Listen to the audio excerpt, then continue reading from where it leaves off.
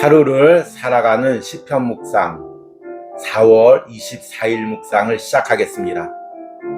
오늘은 시편 59편 전반부의 말씀을 묵상하도록 하겠습니다. 오늘 시편 묵상의 제목은 하나님의 기적적인 건지심입니다. 오늘의 시편 말씀을 읽겠습니다. 시편 59편 1절에서 7절입니다. 나의 하나님이여 나의 원수에게서 나를 건지시고 일어나 치려는 자에게서 나를 높이 드소서. 악을 행하는 자에게서 나를 건지시고 피 흘리기를 즐기는 자에게서 나를 구원하소서. 그들이 나의 생명을 해하려고 엎드려 기다리고 강한 자들이 모여 나를 치려하오니 여호와여 이는 나의 잘못으로 말미암음이 아니요 나의 죄로 말미암음도 아니로소이다. 내가 허물이 없으나 그들이 달려와서 스스로 준비하오니 주여 나를 도우시기 위하여 깨어 살펴주소서. 주님은 만군의 하나님 여호와 이스라엘의 하나님이시오니 일어나 모든 나라들을 벌하소서. 악을 행하는 모든 자들에게 은혜를 베풀지 마소서. 그들이 저물어 돌아와서 개처럼 울며 성으로 두루다니고 그들의 입으로는 악을 토하며 그들의 입술에는 칼이 있어 이르기를 누가 들으리요 하나이다. 아멘. 오늘의 시편 묵상입니다. 미국에서 한 어머니가 겨우 걷기 시작한 아이를 데리고 현관문을 열고 산책을 나왔습니다. 평화롭게 현관을 지나 집 밖으로 나가다가 어머니가 황급히 아이를 안았습니다. 그리고 잽싸게 다시 현관 쪽으로 달려갔습니다. 어머니는 서둘러 현관문을 닫고 아이와 함께 안으로 들어갔습니다. 그 후의 상황은 현관문에 달린 감시 카메라 영상에 담겼습니다. 목줄이 풀린 사나운 개가 현관까지 아이를 쫓아왔다가 닫힌 현관문에서 서성이다가 돌아가는 것이었습니다. 만약 어머니가 조금만 늦게 달려오는 개를 보았다면, 그리고 행동이 조금만 느렸다면 어떤 일이 발생했을지 생각만 해도 끔찍합니다. 이 장면을 보면서 나 역시 인생에서 이런 하나님의 건지심을 경험했음을 깨달았습니다. 시편 59편에서 다윗도 사나운 개와 같은 공격자들을 만났습니다. 다윗은 이들을 악을 행하는 자, 피 흘리기를 좋아하는 자, 강한 자들이라고 고백합니다. 시편 52편에서 묵상했던 강포한 자나 포악한 자들과 같은 의미입니다. 그리고 오늘 시편에서는 이들을 저녁이면 나와서 먹잇감을 찾는 들깨에 비유합니다.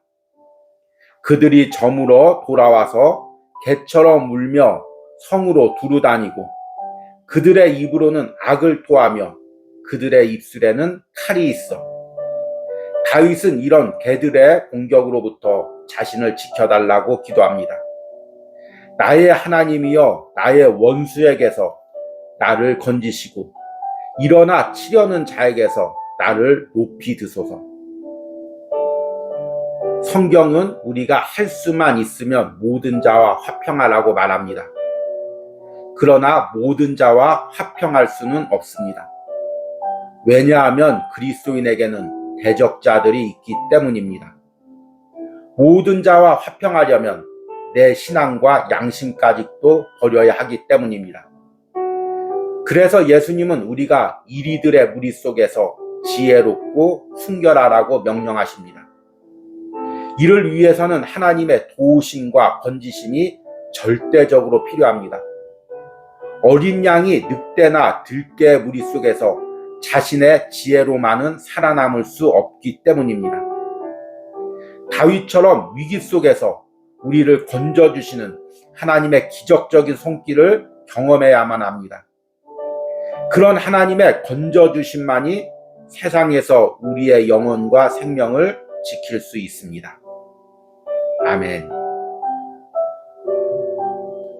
오늘의 시편 해석과 적용입니다. 오늘은 시편 59편 말씀을 묵상했습니다. 오늘과 내일 시편 59편을 이어서 묵상하도록 하겠습니다. 시편 59편의 표제어는 이렇게 적혀져 있습니다. 다윗의 밑담시, 인도자를 따라 알다스엣에 맞춘 노래. 사울이 사람을 보내어 다윗을 죽이려고 그 집을 지킨 때. 오늘 시편 59편의 표제어만 본다면 오늘 시편의 배경은 사무엘상 15장을 배경으로 하고 있습니다. 다윗이 골리앗을 죽인 후에 백성들에게 인기를 얻자 사울 안에 있는 그 질투심이, 죄성이 점점 자라났습니다. 그리고 악신이 사울을 마음을 사로잡자 다윗이 그 앞에서 수금을 탈 때 순간적으로 그 광기를 억누르지 못해서 창을 던져서 다윗을 죽이려고 했습니다. 그 후에도 그 분노를, 그 질투심을 참지 못하고 자신의 사위인 다윗의 집에 군사를 보내어서 집을 포위하게 하고 침상에 있는 다윗을 잡아오도록 명령을 했습니다. 이렇게 시편 59편은 다윗이 극심한 위기 가운데 놓여져 있는 상황을 하나님께 도와달라고 기도로 호소하고 있는 내용입니다. 지금 다윗을 죽이려고 하는 무리들이 너무나 많습니다. 그래서 이들을 이렇게 부르고 있습니다. 1절 말씀 보니까 나의 하나님이여 나의 원수에게서 나를 건지시고 일어나 치려는 자에게서 나를 높이 드소서. 지금 나의 원수, 나의 치려는 자들 이야기하고 있습니다. 그리고 2절에는 악을 행하는 자에게서 나를 건지시고 피 흘리기를 즐기는 자에게서 나를 구원하소서. 이들이 단순히 악을 행하는 사람뿐만 아니라 시편 52편에 묵상한 것처럼 포악하고 또 강포한 무리들이었습니다. 이들은 피 흘리기를 좋아합니다. 남을 해치는 것을 좋아하고 남을 짓밟고 올라가는 것을 좋아하는 사람들입니다. 이들에게 사울이 다윗이라는 먹잇감을 던져줬습니다. 그러니 이들이 얼마나 포악하게 다윗을 무너뜨리려고 하겠습니까? 그래서 이들을 오늘 시편 말씀 6절과 7절에는 개에 비유합니다. 그들이 저물어 돌아와서 개처럼 울며 성을 두루다니고 그들의 입으로는 악을 토하며 그들의 입술에는 칼이 있어 이르기를 누가 들으리요 하나이다. 시편 59편의 다윗의 대적자들을 전반적으로 들깨 무리에 비유하고 있습니다. 팔레스타인, 특히 고대 팔레스타인에는 떠돌아다니는 들깨들이 많이 있었습니다. 이들은 주로 낮에는 동굴이나 또 이제 음침한 곳에 숨어 있다가 저녁이 되면 나와서 먹잇감을 찾으러 돌아다녔습니다. 그래서 홀로 떨어진 사람들, 연약한 사람들을 발견하면 함께 무리가 달라들어서 물고 뜯었습니다. 지금 다윗은 다시 자신의 대적들이 바로 이런 들깨와 같이 자신을 공격한다고 이야기하고 있습니다. 단순히 행동으로만 공격할 뿐 아니라 7절에 보니까 그들의 입으로는 악을 토하며 그들의 입술에는 칼이 있어. 얼마나 악하고 독한 말로 다윗을 공격하고 있는지를 이렇게 묘사하고 있습니다. 시편 59편에서는 계속해서 다윗이 자신을 건져달라고 하나님께 기도합니다. 그리고 도와달라고 기도합니다. 시편 1절과 2절에는 건져달라는 그 다윗의 간구가 계속해서 반복해서 나오는데요. 이 건져달라는 말은 히브리어의 나찰이라는 단어입니다. 예전에 시편 묵상에서도 한번 설명했지만 이것은 끌어올린다는 의미입니다. 마치 물속에 빠져갈 때 아니면 급류 속으로 휩쓸려 갈 때 누군가가 그 사람을 잡아서 끌어올려서 구원해주는 상황. 이것이 히브리어의 나찰의 의미입니다. 지금 다윗은 대적들의 공격에 의해 물속에 빠져가는 것처럼 급류에 휩쓸려가는 것처럼 위기적인 상황을 만났습니다. 하나님께서 그곳에서 자신을 건져달라는 것입니다. 그냥 일반적인 상황으로 그곳에서 벗어날 수가 없습니다. 사울왕한테 가서 해명을 하고 왕이시여 제가 그런 마음으로 그런 것이 아니고 백성들이 스스로 저를 높여서 이렇게 오해가 되었습니다. 말해서 풀 수 있는 것이 아닙니다. 아니면 자기를 죽이려는 사람들에게 만나서 대화로 야 내가 너한테 뭐 잘못한 것도 없지 않느냐, 다 오해다, 우리 풀자, 그렇게 할 수도 없는 것입니다. 여기서는 하나님의 기적적인 도우심이 없으면 이 상황을 벗어날 수 있는 방법이 없는 것입니다. 그래서 다윗은 지금 이 상황에서 들깨들과 같은 공격들의 무리 속에서 하나님의 기적적인 건지심이 자신의 삶 속에 나타나기를 지금 하나님께 간절히 기도하고 있는 것입니다. 이런 기도는 다윗만 드리는 기도가 아닙니다. 우리 인생에서도 계속해서 드려야 될 기도입니다. 앞에서 로마서 12장 18절 말씀을 인용했습니다. 할 수 있거든 너희로서는 모든 사람과 더불어 화목하라. 할 수 있거든이 원어적인 의미로는 능력이 있거든, 능력만 되면은 모든 사람과 다 화목해라, 이런 의미입니다. 이 사실은 할 능력이 된다는 의미는 하나님의 능력을 의미합니다. 하나님은 모든 것을 할 수 있죠. 그런데 우리 인간은 모든 것을 할 수가 없습니다. 모든 사람과 화평할 수가 없습니다. 모든 사람과 화평한다는 것은 신앙의 꿈입니다. 왜 신앙의 꿈이라고 이야기하냐면 모든 사람과 화평하려고 하다 보면 오히려 신앙의 그 중심과 순수성을 잃어버리게 되는 것입니다. 기독교가 타락하는 가장 큰 이유가 모든 사람과 화평하려고 합니다. 그래서 이 사람 종교도 손잡고 저 사람 종교도 손잡고, 이 사람 구원도 맞다고 하고 저 사람이 믿는 신도 맞다고 하고, 다 같이 어울려 살려고 하다 보면 기독교는 타락할 수밖에 없습니다. 물론 우리는 모든 사람과 화평하려고 노력해야 됩니다. 그것이 하나님의 뜻입니다. 그러나 때로는 우리의 대적자들이 있습니다. 까닭없이 우리를 공격하는 공격자들이 있습니다. 그리고 그 배후에는 대부분 악한 영의 공격이 있을 때가 많이 있습니다. 그러면 어떻게 해야 됩니까? 그래서 예수님께서는 제자들을 무리 속으로 보내면서 양을 이리 속으로 보내는 것과 같다고 말씀하셨습니다. 마태복음 10장 16절 말씀을 보니까 보라 내가 너희를 보냄이 양을 이리 가운데로 보냄과 같도다. 그러므로 너희는 뱀같이 지혜롭고 비둘기같이 순결하라. 말씀을 이런 식으로 반응하면 안 되지만 저는 이 말씀을 읽을 때마다 말은 쉽습니다 주님, 이런 기도가 나옵니다. 참 우리가 그 이리 속의 무리에서 뱀처럼 지혜롭고 비둘기처럼 순결하기가 얼마나 어렵습니까? 어린 양이 무슨 힘이 있겠습니까?